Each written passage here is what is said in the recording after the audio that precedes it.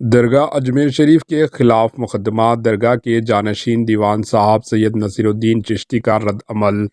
درگاہ اجمیر شریف کے جانشین دیوان صاحب اور صدر نشین آل انڈیا صوفی سجادہ نشین کونسل سید نصیر الدین چشتی نے اجمیر درگاہ میں مندر ہونے کے دعوے پر اپنا بیان دیا۔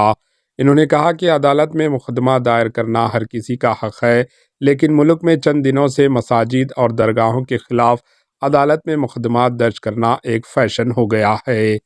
سستی شہرت کے لیے بعض لوگ اس طرح کی حرکت کر رہے ہیں۔ اس معاملے میں درگاہ کمیٹی، اقلیتی اموار کی وزارت اور archaeological survey of India ASI کو فریق بنایا گیا ہے۔ ہم اس معاملے پر گہری نظر رکھے ہوئے ہیں اور اپنے وکلاء سے مسلسل رابطے میں ہیں تاکہ اپنے موقف مؤثر طریقے سے پیش کر سکیں۔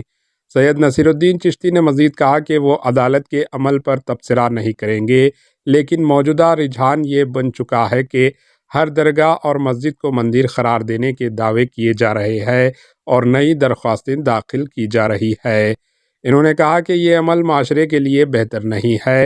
جو تنازعات 150-200 سال پرانا ہے، یہ 1947 سے پہلے کے ہیں، انہیں چھوڑ دینا چاہیے۔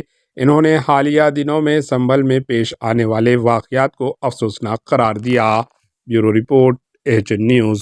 ان کے اترادھیکاری ہونے کی حیثیت سے اور باعزت خود غریب نواز کی اولاد ہونے کی حیثیت سے ہم لوگ اس کو پوری طریقے سے دیکھ رہے ہیں۔ ہمارے وکیلوں سے ہم ٹچ میں ہیں، ہمارے وکیلوں سے اس میں رائے لی جا رہی ہے کہ آگے کی قانونی کیا پرکریا ہم لوگوں کو اس میں اڈاپٹ کرنے کی ضرورت ہے، اور جیسی ہمیں ایکسپرٹ اوپینین ملے گی ہم اس کے اکارڈنگ اس کے اندر آگے کی قانونی کارروائی کرنی ہوگی۔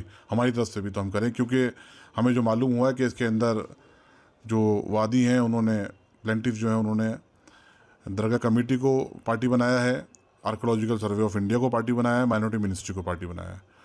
جو اجمیر درگاہ کے سجادہ نشین آدھیاتمک پرمکھ ہیں ان کو یا غریب نواز کی کسی ونچر کو پارٹی نہیں بنایا گیا ہے اس میں۔ اس لیے ہم وکیلوں سے رائے اس میں شماری کر کے آگے کی جو پرکریا ہوگی اس کو دیکھیں گے کہ ہمیں کیا قانونی قدم اٹھانا چاہیے۔ ہمارے AHN نیوز کو سبسکرائب کریے تاکہ آپ کو نوٹیفیکیشنز آتے رہے وقت پر۔